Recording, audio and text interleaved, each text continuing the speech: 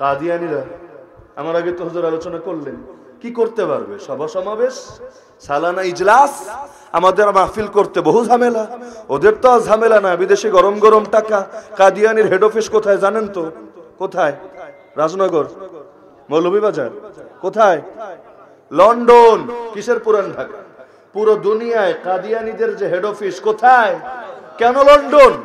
কারণ ব্রিটিশরাই তৈরি করেছিল ওদেরকে, শুরুতেও তৈরি করেছিল ওরা, আজও পর্যন্ত পৃষ্ঠপোষকতা করে ওরা। আপনি ভাবতে পারেন যে ব্রিটিশ এসেছিল, মুসলমানদের উপর এত জুলুম আর টর্চার করেছিল, মুসলমানদের সবকিছু খেয়ে শেষ করে দিল, এই দেশের দামি দামি সম্পদ পাচার করলো। ওরা আবার ইসলামী দল পালবে কেন? আর ইসলামী দল পালবে খাঁটি ইসলামী দলকে দমন করার জন্য।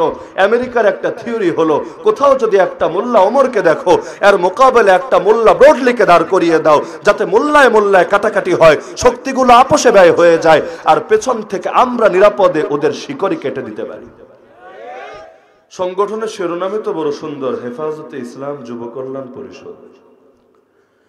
অর্থাৎ এই সংগঠনের সঙ্গে যারা আছেন, যে সমস্ত যুবকরা এই সংগঠনের পেছনে শ্রম এবং মেহনত করে যাচ্ছেন, প্রত্যেকের জীবনের লক্ষ্য, অভিষ্ট লক্ষ্য, পরম সাধনা আল্লাহ তাআলার জমিনে আল্লাহ তাআলার দ্বীন ইসলামকে হেফাজত করা। मेरी जिंदगी का मकसद तेरे दीन की सरफराजी, मैं इसीलिए मुसलमान, मैं इसीलिए नमाजी। আমার জীবনের অভিষ্ট লক্ষ্য, আল্লাহ আমি তোমার দ্বীনের পাহারাদার হব, এজন্যই তো আমি মুসলমান, এজন্যই তো আমি নামাজি। কোরআনে তো আল্লাহ জানিয়ে দিয়েছেন যে ইসলামের হেফাজত প্রকৃতপক্ষে তিনিই করবেন, কিন্তু একইভাবে তিনি এটাও জানিয়েছেন, ইয়া আইয়ুহাল্লাযীনা আমানু কুনু আনসারাল্লাহ। আল্লাহ তাআলাই তো ইসলামকে হেফাজত করবেন, কিন্তু এই হেফাজতের কাজে, দ্বীনের খেদমতে তোমরা আল্লাহর সহযোগী হয়ে যাও। কি হবে আল্লাহর সহযোগী হলে? তোমরা আল্লাহর সহযোগী না হলে আল্লাহ কি তার দ্বীনকে কায়েম করতে পারবেন না? অবশ্যই পারবেন। আল্লাহর দ্বীন তো বিজয়ী হবেই। আমি যদি দ্বীনের খেদমতে দাঁড়াই তবুও বিজয়ী হবে, আমি যদি দ্বীনের খেদমত থেকে দূরে থাকি তবুও বিজয়ী হবে। বিজয়ের জিম্মাদারি তো আল্লাহ নিজেই নিয়েছেন। ইউরিদুনা আন ইউতফিউ নূরাল্লাহি বিআফওয়াহিহিম, আল্লাহ জানিয়েছেন ওরা নিজেদের মুখে নাপাক ফুৎকারে আল্লাহর নূরকে নিভিয়ে দিতে চায়, কিন্তু ইয়াবাল্লাহু ইল্লা আইয়ুতিম্মা নূরাহু, আল্লাহ নিজেই চ্যালেঞ্জ হিসাবে এটা গ্রহণ করেছেন, তিনি তার দ্বীনের নূরকে পরিপূর্ণ করবেনই করবেন। ওয়ালাউ কারিহাল কাফিরুন ওয়ালাউ কারিহাল মুশরিকুন, যদিও দুনিয়ার সব কাফেররা, দুনিয়ার সব মুশরিকরা, দুনিয়ার সব বাতিল অপশক্তি অপছন্দ করে, তবুও ইসলামের বিজয় আল্লাহ নিজেই ঘটাবেন। সফল এবং সৌভাগ্যবান তারা যারা এই বিজয়ের খেদমতে নিজেদেরকেও শরীক রাখে, যার বদৌলতে তাদের ইহলৌকিক এবং পারলৌকিক উভয় জগতই সৌভাগ্যমণ্ডিত এবং আলোকময় হয়ে যায়। ইয়া আইয়ুহাল্লাযীনা আমানু ইন তানসুরুল্লাহা ইয়ানসুরকুম ওয়া ইউসাব্বিত আকদামাকুম, হে ঈমানদাররা, যদি আল্লাহকে সাহায্য করতে পারো, আল্লাহ তাআলা তোমাদেরকে সাহায্য করবেন এবং তোমাদের পা কখনো পিছলে যেতে দিবেন না, সর্বদা তোমাদের কদমগুলোকে অটল রাখবেন, অবিচল রাখবেন।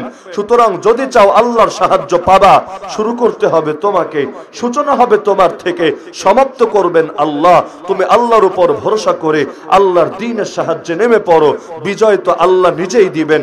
আমেরিকা যখন আক্রমণ করে বসেছিল সেই খোরাসানের ভূমির উপর, তখন জর্জ ডব্লিউ বুশ তো বলেছিল মাত্র 3 দিনের মধ্যে ওদেরকে পরাজিত করে ওদের নেতাকে ধরে বেঁধে লাঞ্ছিত অপদস্থ অবস্থায় নিজের সামনে এনে হাজির করবে।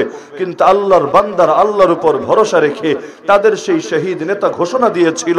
আল্লাহ আমাদেরকে একটা ওয়াদা দিয়েছেন, জর্জ ডব্লিউ বুশ আরেকটা ওয়াদা দিয়েছে। আল্লাহর ওয়াদা হলো যদি আমরা ঈমানদার হই আর নেক আমল করতে থাকি, অবশ্যই বিজয় আমাদেরই হবেই হবে। আর জর্জ ডব্লিউ বুশ ওয়াদা দিয়েছে যে কোনো মূল্যে আমাদেরকে হারাবে, এরপর পরাজিত অবস্থায় লাঞ্ছিত করে তার সামনে দণ্ডায়মান করবে। শীঘ্রই আমরা দেখব আল্লাহর ওয়াদা সত্য না জর্জ ডব্লিউ বুশের ওয়াদা সত্য। নিজে দেখে যেতে পারেন নাই, কিন্তু দীর্ঘ 19 বছর পর হলেও গোটা আসমান জমিন পৃথিবীর প্রতিটা মানুষ দেখেছে এবং মেনে নিতে বাধ্য হয়েছে রবের ওয়াদাই সত্য আর বুশের ওয়াদা মিথ্যা।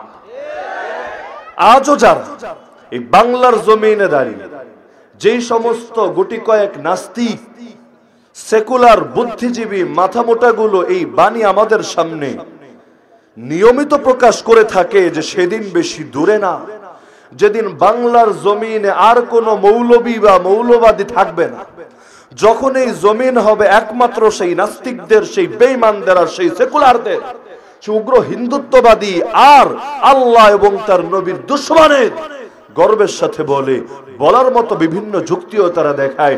সবই তো তাদের হাতে, প্রিন্ট মিডিয়াও তাদের হাতে, ইলেকট্রনিক মিডিয়াও তাদের হাতে। আরে মূল ধারা হিসাবে নিজেদেরকে তারা অধিষ্ঠিত করতে পেরেছে, কিন্তু তারা তো এই কথাগুলো বলে নিজেদের বাহ্যিক শক্তির উপর ভর করে। আর আমাদের উলামায়ে কেরাম যখন বলেন যতই বাধা আসুক, যতই কোরবানি দেওয়া হোক, কিন্তু চূড়ান্ত পরিণতি কোনোদিনও ওদের পক্ষে যাবে না। কোরআনে তো জানিয়েছে ওয়াল আকিবাতুল তাকওয়া ওয়াল আকিবাতুল মুত্তাকিন, জীবনে উত্থান পতন তো থাকবেই, কিন্তু শেষ হাসি, বিজয়ের হাসি, সফলতার হাসি একমাত্র আল্লাহ প্রেমিক বান্দারাই হাসবে। কারণ একদিকে আছে দুনিয়ার শক্তি, আরেক দিকে আছে রবের শক্তি। দুনিয়ার সব শক্তি মিলেও আমার রবের শক্তির সামনে একটা মশার ডানা সম পরিমাণ হতো না। তো গোটা জমিনও যদি একত্রিত হয়ে যায়, নিজেদের মুখের ফু দিয়ে আল্লাহর জমিন থেকে ইসলামকে বিলীন করে দিবে, পারবে না, কোনোদিনও পারবে না। বিজয় তো ইসলামের হবেই হবে। কেউ যদি না থাকে তবুও তো হবে। কিভাবে হবে? নমরুদকে কিভাবে শায়েস্তা করেছিলেন, ফেরাউনকে কিভাবে দমন করেছিলেন। আমার আল্লাহ তো কখনোই কোনো বান্দার মুখাপেক্ষী না। হস্তি বাহিনী নিয়ে এসেছিল আব্রাহা, ঘুরিয়ে দিবে কাবা শরীফ। সে যখন যাচ্ছিল তার বাহিনী সামনে যা পাচ্ছিল ছিনতাই করে নিচ্ছিল, লুট করে নিচ্ছিল। যখন তারা কাছাকাছি চলে আসলো একটা জায়গায়, তার সৈনিকরা গিয়ে আল্লাহর রাসূল সাল্লাল্লাহু আলাইহি ওয়াসাল্লামের আপন দাদা আব্দুল মুত্তালিবের মালিকানাধীন উটগুলোকেও তারা গসব করে ছিনতাই করে নিয়ে আসলো। আব্দুল মুত্তালিব তার দরবারে এসে হাজির, যে কোনো মূল্যে আমাকে আব্রাহার সঙ্গে কথা বলতে দাও। যেহেতু তিনি কুরাইশের সর্দার, সর্দার তো আরেক সর্দারের সাথে কথা বলতেই পারে। তাকে নিয়ে আসা হলো। তিনি এসে হাজির হলেন, বললেন আব্রাহা, তোমার বাহিনী আমার উটগুলো ধরে এনেছে, সময় আছে, তুমি আমার উটগুলো ছেড়ে দাও, ওদেরকে আদেশ দিয়ে দাও আমার উটগুলো যেন মুক্ত করে দেয়। আব্রাহা ক্ষোভে, আব্রাহা বিদ্রুপের হাসি হেসে বসলো। আরে পাগল নাকি তুই? কি বলছিস? তোরে সর্দার কে বানিয়েছে রে মাথা মোটা? আমি এসেছি তোর দেশকে গড়িয়ে দিব, তোর জনপদকে বিরান করব, আর তোর জমিনে থাকা আল্লাহর ঘরকে মাটির সাথে মিশিয়ে দিব। কারণ এই কাবার কারণে আমি যে ঘর বানিয়েছি সেই ঘর কেউ তওয়াফ করতে যায় না, সেটা জিয়ারত করতে কেউ যায় না। সারা দুনিয়া থেকে লোকজন আসে এই বাইতুল্লাহ দেখার জন্য। বাইতুল্লাহ যদি না থাকে, লোকে তো তখন দেখতে আমার কাছেই আসবে। আজকালও তো অনেকের ধারণা হুজুরদের মাহফিলগুলো যদি বন্ধ করে দেওয়া যায়, সবাই গিয়ে মনে হয় শাহবাগে ওদের বয়ান শুনবে। যদি উলামায়ে কেরামের জবানে তালা লাগিয়ে দেওয়া যায়, সবাই মনে হয় ওদের নফসানি, শয়তানি, শাহওয়ানি কথা শোনার জন্য হাজার মাইল দূর থেকে গিয়ে চুপচাপ বসে থাকবে। পাগলের দল জানে না যেভাবে চুম্বক লোহা টানে, এর চাইতে বেশি শক্তি দিয়ে কোরআন দিল টানে। আরে আমাদের কাছে আপনাদেরকে দেওয়ার মতো কি আছে? যারা এসেছেন কাউকে তো আমরা এক পয়সাও দিতে পারবো না। উল্টো এই সমস্ত দ্বীনি প্রোগ্রামে যারা আসে তারা উল্টোই দ্বীনের খেদমতে, দ্বীনি প্রজেক্টে উল্টো দান করে যায়। কিন্তু ওরা তো সব দেওয়ার জন্য রেডি থাকে। আসো বিরিয়ানির প্যাকেট দিব, আসো মোটরসাইকেলের তেল দেব, আসো পকেটও ভরে দেব, আসো তোমাদের সবাইকে খুশি করার ব্যবস্থা করব। এত কিছু করেও লোক ঠিক মতো পায় না। কখনো যদি পেয়েও যায়, কিন্তু একটু দেনা দরবারের মধ্যে একটু যদি বেশ কম হয়, দেয়াল টপকিয়েও কখনো পালানোর চেষ্টা করে, কাছে বসে থাকে না। ওদের কথার দিকেও কোনো মনোযোগ থাকে না, মনোযোগ তো থাকে শুধু টাকার দিকে। আর ওদের কাছে তো সেই চুম্বক নাই যেই চুম্বক দিয়ে এই জনতার দিল টানবে। তো এখন বাদশাহ আব্রাহা এমনটা ভেবেছিল, যদি সে কাবা শরীফকে ভেঙে দিতে পারে, লোকে আর কাবায় যাবে না, সবাই যাবে ওর বানানো ঘরে, সেটাই গিয়ে জিয়ারত করবে, তওয়াফ করবে, সেখানে গিয়ে হজ সম্পন্ন করবে। কি আশা, কি অলিক এবং উদ্ভট তার কল্পনা। এখন আব্দুল মুত্তালিব সে বিদ্রুপের হাসি এসে বলল, কেমন সর্দার তুমি? বাইতুল্লাহ নিয়েও ফিকির নাই, কুরাইশ নিয়েও ফিকির নাই, দেশ এবং জনতা নিয়েও ফিকির নাই, কে বানিয়েছে তোমাকে সর্দার? আব্দুল মুত্তালিব জবাব দিল, আরে পাগল, আনা সাহিবুল ইবিল ওয়ালিল বাইতি রাব্বুন ইয়াহমি, আমি উটের মালিক, তাই উট নিয়ে আমি ভাবছি। এই ঘরের ভাবিস না এটা বেওয়ারিশের কোনো মালিক নাই। আরে পাগল, এই কাবাতুল্লাহ বাইতুল্লাহর একজন রব আছেন, একজন মালিক আছেন যার নাম আল্লাহ। আমি যেমন আমার নিজের সম্পদ হেফাজতের জন্য তোর দুয়ারে এসেছি, তিনিও তার সম্পদকে নিজেই হেফাজত করবেন। কিভাবে করবেন এটা তিনিই ভালো জানেন। আল্লাহ দেখিয়ে দিয়েছেন, আস্ত সূরায় নাজিল করেছেন, আলাম তারা কাইফা ফাআলা রাব্বুকা বিআসহাবিল ফিল। আরে দেখো নাই তোমরা নবী, তুমি দেখো নাই কি এই দৃশ্য যে আল্লাহ তাআলা কেমন আচরণ করলেন সেই হস্তি বাহিনীর সাথে। আলাম ইয়াজআল কাইদাহুম ফি তাদলিল, তিনি কি ওদের সব চক্রান্ত ষড়যন্ত্রকে নস্যাৎ করে দেন নাই? ওয়া আরসালা আলাইহিম তায়রান আবাবিল, ওদের উপর তিনি কি ঝাঁকে ঝাঁকে পাখি পাঠিয়ে দেন নাই? তারমিহিম বিহিজারাতিন মিন সিজিল ফাজআলাহুম কাসফিম মাকুল। তো যা করেন আল্লাহই তো করেন। দুনিয়ার লোকেরা তো বাহ্যিক ওসিলা মাত্র। দুনিয়াতে যে সন্তান আসে বাহ্যিক মাধ্যম হলো বাপ আর মা। আল্লাহ চাইলে বাপ আর মাও তো সৃষ্টি করতে পারেন। আব্বা আদমকে তৈরি করেছিলেন, তার বাপই বা কে ছিল, তার মাই বা কে ছিল? জগতের লোকে প্রশ্ন করে, ডিম আগে না মুরগি আগে, মুরগি আগে না ডিম আগে? বড় পেরেশান তারা। পেরেশান তো হবেই, যাদের সামনে কোরআন নাই, যাদের সামনে সুন্নাহ নাই, ওরা পেরেশান হবে না তো কি হবে? ওরা পেরেশান হতে হতেই তো নিজের বাপ দাদা খুঁজে না পেয়ে বান্দরেই ড্যাডি আর পাপ্পা ডেকে বসবে। যদি ওদের কাছে কোরআনের আলো থাকতো কোনোদিন এই সমস্ত কথা বলতো না। ডিম কেন আগে হবে? আল্লাহ তো প্রাণী সৃষ্টি করেছেন আগে। কিন্তু ওই যদি বলে যে আগে মুরগি আগে প্রাণী, তাহলে আল্লাহরে তো মানা লাগে। কারণ কোনো কার্য হয় না কারণ ছাড়া। দুনিয়ায় যত কাজ ঘটে সবগুলোর পেছনে কোনো না কোনো কারণ থাকে। তো এখন যদি ওরা কারণরে মেনেই ফেলে তাহলে আল্লাহরে তো মানাই লাগে। আল্লাহরা যাতে মানা না লাগে এজন্য সব গাজাখুরি কথা বলতেও ওরা রাজি হয়ে যায়। ওরা আল্লাহ মানে না কেন? যা দেখি নাই তা মানে কিভাবে? জান্নাত মানে না, জাহান্নাম মানে না, আখিরাত মানে না, কিয়ামত মানে না, ফেরেশতা মানে না, মিজান মানে না, পুলসিরাত মানে না, তাকদীর মানে না। যুক্তি কি? যা দেখি না তা মানে কিভাবে? বান্দর তো দাদারা জন্ম দিয়েছিল, কবে দেখেছিলি? এটা মানলে কিভাবে? তো যেটা বলছিলাম যে ইসলামের হেফাজতের দায়িত্ব তো আল্লাহ নিয়েছেন, হেফাজত তো তিনি করবেনই। হালাকু খানের নাম তো সবাই শোনার কথা, চেঙ্গিস খানের নাতি। চেঙ্গিস খান এসে তো খাওয়ারিজম সাম্রাজ্যকে বরবাদ করেছিল, তার নাতি এসে হালাকু খান পুরো বাগদাদ খেলাফতের রাজধানীকে তছনছ করে দিয়ে গেল। তৎকালীন খলিফাকে পর্যন্ত সালার বস্তায় পেঁচিয়ে নির্মমভাবে তাকে হত্যা করে ফেললো। কিন্তু আপনার মাথায় কি কখনো প্রশ্ন এসেছিল যে এত পরিমাণ হত্যাকাণ্ড ঘটালো, লক্ষ কোটি মানুষকে নির্মমভাবে হত্যা করলো, কত নারীকে যে ধর্ষণ করলো সেগুলোর হিসাবই তো নাই। এমনকি বাগদাদের লাইব্রেরির বইগুলো পর্যন্ত ছাড়ে নাই, পুড়িয়ে ছাই করে দিয়েছে। কি ভয়াবহ এক তাণ্ডব ঘটিয়েছে। কিন্তু তার হাত থেকে ফিলিস্তিন কিভাবে নিরাপদ থাকলো, তার হাত থেকে কাবা কিভাবে নিরাপদ থাকলো, তার হাত থেকে রওজা আথার কিভাবে নিরাপদ থাকলো? হয়তো আপনার মাথায় কখনোই প্রশ্ন আসে নাই। যদি আসতো জবাব ঘাটতে গেলে আপনিও পেয়ে যেতেন। কে তাকে দমিয়েছিল? হালাকু খানের পথে কারা কাটা বিছিয়েছিল?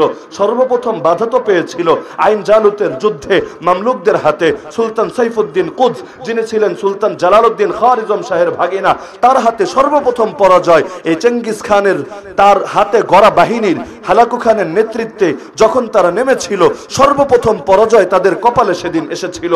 কিন্তু আল্লাহর কি কুদরত, সেই মামলুক বাহিনীও পারতো না ওদের হাত থেকে কাবাকে উদ্ধার করতে, রওজাকে বাঁচাতে। যেভাবে ছুটতে শুরু করেছিল গোটা দুনিয়ায় তো কাঁপিয়ে দিয়েছিল। এদিকে চীন, এদিকে ভারত, ওদিকে আফগানিস্তান, হতে হতে ইউরোপকে পর্যন্ত নাড়িয়ে দিয়েছিল। বাকি তো ছিল শুধু আমাদের সেই কলিজার টুকরা জায়গাগুলো, একটাও বাঁচত না। কিন্তু আল্লাহ তাআলার কি কুদরত, আল্লাহ তাআলা ওরে দমন করার জন্য ওর বংশের আরেকটা লোকরে দাঁড় করিয়ে দিলেন, বারকে খান।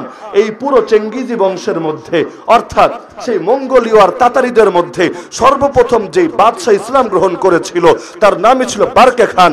আল্লাহর কি কুদরত, ইসলাম গ্রহণ করার পর চুপিসারে বসে থাকে নাই, বরং মুসলমানদের খেদমতে এমন ভাবে আত্মনিয়োগ করেছে যে জাতি ভাইয়ের বিরুদ্ধে পর্যন্ত ময়দানে নেমে এসেছে। হালাকু খানের বাহিনীর লাখ লাখ সদস্যকে হত্যা করে আল্লাহ তাআলার পবিত্র ঘরকে হেফাজতের ব্যবস্থা করে দিয়েছে। তা আল্লাহ চাইলে সবই পারেন কি না? আল্লাহ যে কারে দিয়ে কি ঘটাবেন কে জানে। ফেরাউন জীবনে ভেবেছিল যে এই পিচ্চিরে হত্যা করার জন্য এতগুলো নিরপরাধ শিশুকে হত্যা করলো, সেই পিচ্চিরে নিজের ঘরেই পেলে পুষে বড় করবে, বড় হওয়ার পর সেই কিনা ওকে ওর শাসন থেকে উৎখাত করবে। কে ভেবেছিল যদি কল্পনায় আসতো ওই পিচ্চিরে মারতে ওর কতক্ষণ টাইম লাগতো। পরের জীবনে খোটা তো ঠিকই দিয়েছে, আগে থাকতে এই ব্যবস্থা কেন নেয় নাই? এটাই তো বাংলায় বলে রাখে আল্লাহ। ইসলাম হেফাজত করবেন কে? বলেন না, করবেন কে? হেফাজত করবেন আল্লাহ, আর ইসলামকে বরবাদ করবেন আস্তিকরা। কিভাবে সম্ভব? কাদিয়ানীরা আমার আগে তো হুজুর আলোচনা করলেন, কি করতে পারবে? সভা সমাবেশ, সালানা ইজলাস, আমাদের মাহফিল করতে বহু ঝামেলা। ওদের তো ঝামেলা না, বিদেশে গরম গরম টাকা। কাদিয়ানীর হেড অফিস কোথায় জানেন তো? কোথায়? রাজনগর, মৌলভীবাজার। কোথায়? লন্ডন। কিসের পুরান ঢাকা? পুরো দুনিয়ায় কাদিয়ানীদের যে হেড অফিস কোথায়? কেন লন্ডন? কারণ ব্রিটিশরাই তৈরি করেছিল ওদেরকে, শুরুতেও তৈরি করেছিল ওরা, আজও পর্যন্ত পৃষ্ঠপোষকতা করে ওরা। আপনি ভাবতে পারেন যে ব্রিটিশ এসেছিল মুসলমানদের উপর এত জুলুম আর টর্চার করেছিল, মুসলমানদের সবকিছু খেয়ে শেষ করে দিল, এই দেশের দামি দামি সম্পদ পাচার করলো। ওরা আবার ইসলামী দল পালবে কেন? আর ইসলামী দল পালবে খাঁটি ইসলামী দলকে দমন করার জন্য। আমেরিকার একটা থিওরি হলো, কোথাও যদি একটা মোল্লা ওমরকে দেখো, এর মোকাবেলা একটা মোল্লা ব্রডলিকে দাঁড় করিয়ে দাও, যাতে মোল্লায় মোল্লায় কাটাকাটি হয়, শক্তিগুলো আপোষে ব্যয় হয়ে যায়, আর পেছন থেকে আমরা নিরাপদে ওদের শিকড়ি কেটে দিতে পারি। তো নাম প্রসঙ্গে কথাগুলো বললাম যে আজকে এই মাহফিলে যারা এসেছি বা এই সংগঠনে যারা আছি, প্রত্যেকের দিলের তামান্না তো এটা, আল্লাহ আমাদের যাকে যতটুকু শক্তি আর সামর্থ্য দিয়েছেন, এটাকে আমরা নিজের দল, নিজের সংগঠন, নিজের ব্যক্তি প্রতিষ্ঠায় ব্যয় না করে ইসলামের খেদমতে ব্যয় করব। কারণ আল্লাহ সাধ্যের বাইরে বোঝা চাপিয়ে দেন না, এটা যেমন সত্য, যতটুকু সাধ্যে আছে তাতেও ছাড় দেন না, এটাও সত্য। তো যেই 3 আয়াত আমি খুতবায় পাঠ করেছি সূরা ইউনূস 62 থেকে 64, আল্লাহ জানাচ্ছেন, আলা ইন্না আউলিয়া আল্লাহ লা খাউফুন আলাইহিম ওয়া লা হুম ইয়াহজানুন। জেনে রাখো, শুনে রাখো বান্দা, আল্লাহর বন্ধু যারা হবে, আল্লাহর ওলি যারা হবে, তাদের কোনো ভয় নাই, তারা দুঃখিত হবে না। আল্লাহর বন্ধু কারা? আল্লাহর বন্ধু খালি কি পীর মাশায়েখরা? আল্লাহর বন্ধু খালি কি হুজুররা? আল্লাহর বন্ধু কারা আল্লাহ নিজেই জানিয়ে দিচ্ছেন, আল্লাযীনা আমানু ওয়া কানু ইয়াত্তাকুন। যাদের মধ্যে দুটো গুণ আছে। 1 নম্বর গুণ যাদের ভেতরে ঈমান আছে, 2 নম্বর গুণ যাদের ভেতরে তাকওয়া আছে। যারাই ঈমানদার আর যারাই তাকওয়াবান, তাদের প্রত্যেকেই আল্লাহর বন্ধু।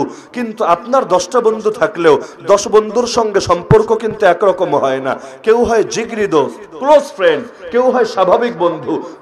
বন্ধুতে পার্থক্য থাকে। মুহাম্মদুর রাসূলুল্লাহ সাল্লাল্লাহু আলাইহি ওয়াসাল্লাম আল্লাহর বন্ধু, বেলাল হাবশী আল্লাহর বন্ধু, তাবেঈ যারা ছিলেন তারাও আল্লাহর বন্ধু, এই যুগে যারা আছে আমরা তারাও আল্লাহর বন্ধু। কিন্তু সব বন্ধু কি এক?